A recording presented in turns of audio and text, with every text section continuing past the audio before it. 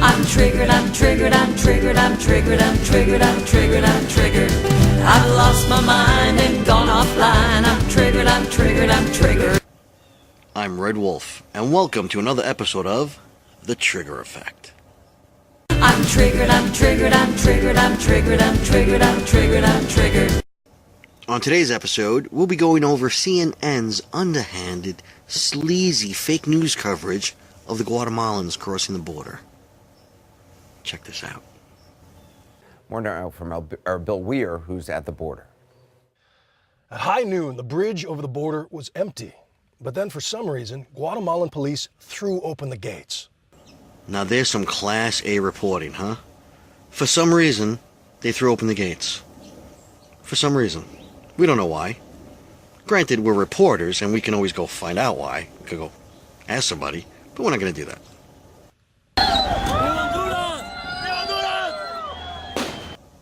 Yeah, there's another thing. Let me wave the flag of the country that's oppressing me as I go to the country that I'm seeking asylum. Nobody's buying this shit. No, Cerrado, it's closed. It's closed. The first tried to form an orderly line, but that lasted only seconds as thousands surged behind them with a mixture of exuberance and frustration and determination. Gotta love the spin they're putting on this. They're calling them climbing up the gates trying to get over. Determination. Exuberance. Stop it. Eventually, Mexico opens to the caravan, but only a trickle are let through, women and children first. Did he just say, eventually, the Mexicans opened the border, but only a trickle went through? I can't believe he said that. I gotta hear this again.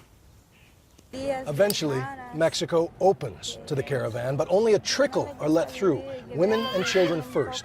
That's what I thought he said. But it's funny because every other news agency that covered the story showed this.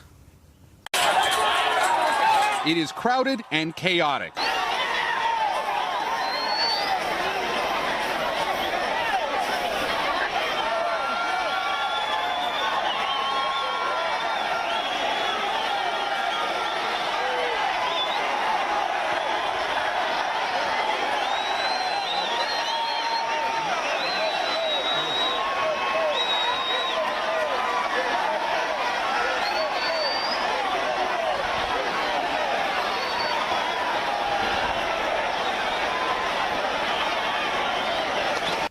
That doesn't look to me like Mexico opened the gates and just trickled a few of them in. Women and children first, including Marta Torres, who tells me her husband was murdered by Honduran drug gangs, and her 3 other kids are still across the river. Do you want to go to the United States? Have you heard, though, that President Trump doesn't want more people coming? And he's even separated families who try to come. What should we do now, then? She says. I don't want my kids in the middle of crime. I don't want to have the lives of my children further destroyed. Now, a lot of you may not, but I speak Spanish. Now, to all my Spanish friends, tell me if you heard that person saying anything that the reporter said. They purposely covered over what she was saying with the reporter talking. But from what I could hear, it didn't sound like anything that he was saying.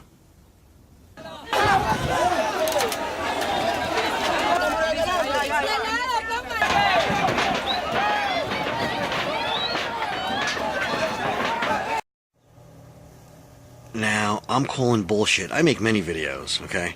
I'm calling bullshit on this whole scene going on here and the reporting on it. You see some smoke, don't know what that is. You see a guy who, in my opinion, is pretending to be passed out, while they fan him, and a girl, with her father pouring water on her face. Now, since the reporter is not letting you know what's happening in those scenes, this is what they're doing. They don't want to come out and say, they were tear gassed, and this guy passed out, and this girl got smoke in her eyes. They don't want to say any of that because they know it's not true. So what they do is they put up these images hope you draw that conclusion. See, a real reporter would have reported on all those scenes. Let's continue. After a fraught half an hour, the crowd calmed itself, even turning on the few troublemakers. Again, I'm going to have to call bullshit. They want you to believe that after a fraught half hour, a measly 30 minutes, that it went from this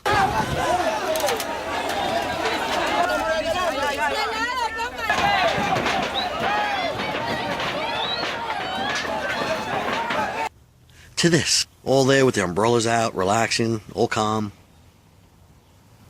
Stop yourself. Some couldn't take the heat, though, and jumped into the river. Some couldn't take the heat, so they jumped into the river. You know, it's funny because from another news cruise angle, it looks like they're jumping to these boats. Migrants jumped into the river using rafts to get across. Funny, huh? Our message is we're not criminals. We're coming over here because we want to work. We need a job. We need better, a better life. That's why we're here. You understand that President Trump is going to use the pictures of thousands of people surging to the gates against you. He's going to point that to people and say, this is scary. It's his politics, We respect, he's the president. He's the president of the United States. And with all due respect, we are not criminals. I just want to point out that this dude right here talking speaks better English than most people that have been here for years. Donald Trump is an antichrist, this man says. If he's such an antichrist, why are you rushing to the country he runs? And who says shit about the president of the place where they're going to seek asylum? If he doesn't repent, he's going to hell. We are not criminals. We are workers and fighters. Bill Weir joins us now from the Mexican side of the border. So what's going to happen to these people? What's the situation right now? Well, that's a good question, Anderson. They did, as I said, opened up a trickle there, and they were moving them 3 busloads at a time to a refugee camp here on the Mexican side there. But at the rate we were seeing it, it will take days to get everybody off of that bridge. As you saw there, like Marta, she's seeking asylum from a dangerous place. Others are trying to find a better life for themselves and their kids. But all of them, I've never seen anything like it. It was like people running from a burning building. And to try to convince them, turn around and go back, it just wasn't happening. We had to crash that piece together, so what you missed there is there was tear gas. You like that? They had to crash that piece together, so you didn't get to see the tear gas and all that. I never heard the reference crash that together. Okay, what I think he means is we had to edit it real quick. So when you decided to edit it real quick, you decided to leave out the parts of the tear gas flying and all this. Is that what you're saying? Unbelievable. They literally forced the gates open at one point, but the federales forced them back. 4 officers, according to Secretary of State Pompeo, were injured in that. But then, in a surreal sense, the crowd completely calmed down, and they realized this is just one step on this journey. So now, he's going to contradict the first story when the gates were open and they trickled in, to they crashed the gates open and 4 federales got hurt. And on top of that insult, they want you to believe that after the 4 federales got hurt, almost instantly, the crowd just went, hey, what are we doing? This isn't right. And all calmed down. Because that's how a mob works, right? We've all seen that. They literally forced the gates open at one point, but the federales forced them back. 4 officers, according to Secretary of State Pompeo, were injured in that. But then, in a surreal sense, the crowd completely calmed down, and they realized this is just one step on this journey. Bullshit. They walked across Guatemala from Honduras. They're prepared to walk the length of Mexico to find a better life. So this seems like just one more bump in the road. But the new president of Mexico ran on a policy of being more humane towards Central Americans. They've asked for help from the United Nations. That's a first there to help process determining who deserves to move north and who doesn't. A lot of people say they want to work in Mexico. Not all of them are coming to the United States. Now, wait a second. Let me see if I got this straight. A lot of the Guatemalans are going to stay in Mexico because they want to work there. The same Mexico that Mexicans are fleeing from because there's no work there.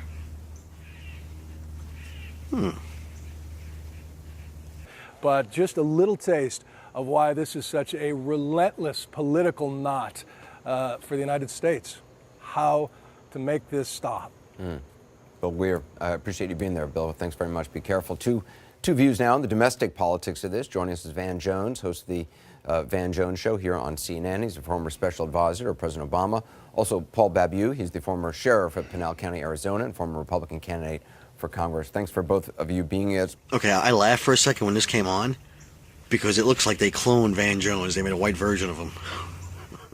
With us, Van, President Trump is saying that this caravan of migrants is somehow being organized by Democrats to impact or tilt the midterms.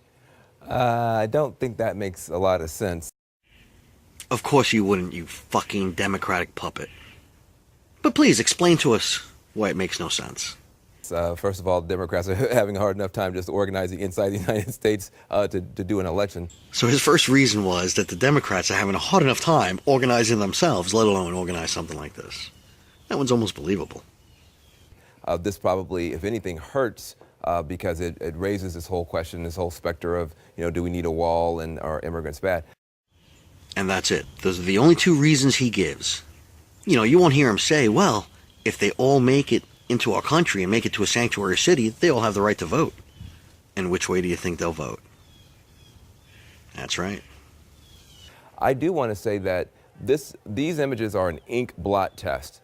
Some people, like myself, look at those images and they see people, first of all, who are scared, who are desperate, and who need some help and assistance, whether they get it inside the U.S. borders or outside the U.S. borders. My heart breaks to imagine being stuck on a bridge for hours with my kid.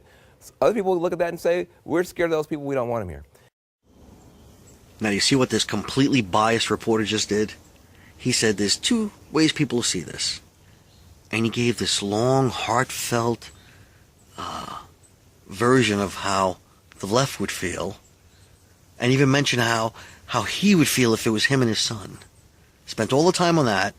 And then there's the ones that are scared and don't want you here. And that was it. No reasons why. We're just scared and we don't want them here. Come on. And we're trying to sort out, I think, as a country, are we welcoming, are we empathetic, do we care about people, or are we mainly going to say we're closed for business as America and we're scared of folks? And I don't know how this is going to play out for the midterms. Paul, do you believe, as the president apparently does, that the Democrats have somehow engineered this caravan of thousands, that it somehow plays well for Democrats? No, clearly I think this is real, that there's serious issues with gang violence and drug lords, cartels, and all kinds of issues down in Central America. I just want to keep this in perspective. There's 45 million people in Central America. And so what is the limit? And Van, you bring up a good point. Is America... And I just want to point out, you see Anderson Cooper there, that beady-eyed albino snake? You see how he squirmed when this guy brought up a good point? I'm going to rewind it. Watch him squirm in his chair. I just want to keep this in perspective. There's 45 million people in Central America. And so what is the limit? And Van, you bring up a good point. Is America open or closed? Clearly, America is open. When you look at globally, that America, we take 1 million legal immigrants each and every year. And so what's the capacity? What's the limit? Is it these 4,000 migrants who are trying to rush the Guatemala border into Mexico to come to the United States? Clearly, our refugee asylum laws are being exploited because never have we had this amount of individuals that are claiming asylum, and we have lawyers from different groups in the U.S. being sent down to Mexico and other places throughout this past year to coach these individuals of exactly what to say to exploit our laws. So the point I make is this is real. How do we help these individuals? I submit that we help them there in their country so they can stay there. We already have a third of all Salvadorans here in the United States of their total population. So what do we just empty their whole countries? Well, I don't think anybody's saying that. And I actually know some of those El Salvadorans. I'm glad they're here. They're doing some of the best work and raising great families and doing well in our country. That said, You know, I got a little bit confused by what you're saying, because on the one hand you said it's real, on the other hand you this whole myth of, you know, lawyers going down there and coaching people. Lawyers being sent down there to coach people is not a myth. And that's really what's happening. I see it somewhat differently. We are not doing enough on either side of the border when it comes to the amount of violence, of fear, of crime, of hunger. And as a result, when you don't deal well with your neighbors, sometimes your neighbors' problems spill over. I would love to see what you said happen. If we had a real commitment to help the countries down there do better and to figure out what's going on and really were engaging, I think you're right. I think you would have less of these problems. Wrong. We don't need a commitment to make other countries better. Our government's job is committed to making our lives better. Well, it's supposed to be anyway. Here's reality. I don't think the people who are supporting Donald Trump want us to help them at all. Again, not true. We just want them to come in legally. I don't think they think those folks are worthy of help there or here. I think they see them as some kind disagree. of an other. And that's my fear. I'm not saying that it's correct. Well, I'm glad you're not saying it's correct, because it's not. But my fear is that they're being portrayed as some kind of a scary other that deserve no help, and that scares me in America. Well, here's what I would say in response, respectfully back. Where's the limit to our generosity? We're the most generous. What about our own people? What about putting Americans first? You look at just Chicago, many cities across America, in one weekend, 80 people that are shot, a dozen plus that are killed in black neighborhoods. Where do they seek asylum? Yeah. What are we doing to prioritize the needs of the homeless, the veterans, our senior citizens? And we're talking about literally borrowing, because we're in such debt, borrowing hundreds of millions of dollars while we already have 22 million illegals that are here in the United States. And there's got to be a limit to our generosity. I think that I agree with you that we can't do everything for everybody, and that there has to be certain limits, that kind of thing. Here's what I would take exception to.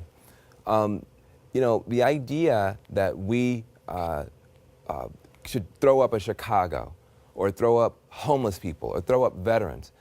Often when I hear people doing that, they don't actually then turn around and go to Chicago. They don't turn around and then go to those funerals in Chicago, help those.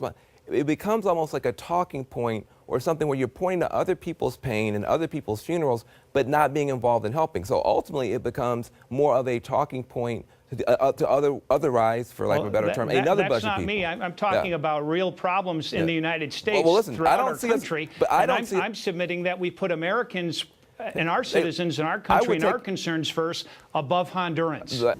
And right now, that beady-eyed albino snake is thinking, oh, please don't fuck this up. Please answer him. Please don't stutter like a fucking moron. I may have missed. Let me just give me 1 second here. And I think I'm going to wrap this up, because I can only watch so much CNN. Peace. I'm triggered, I'm triggered, I'm triggered, I'm triggered, I'm triggered, I'm triggered, I'm triggered. I lost my mind and gone offline. I'm triggered, I'm triggered, I'm triggered.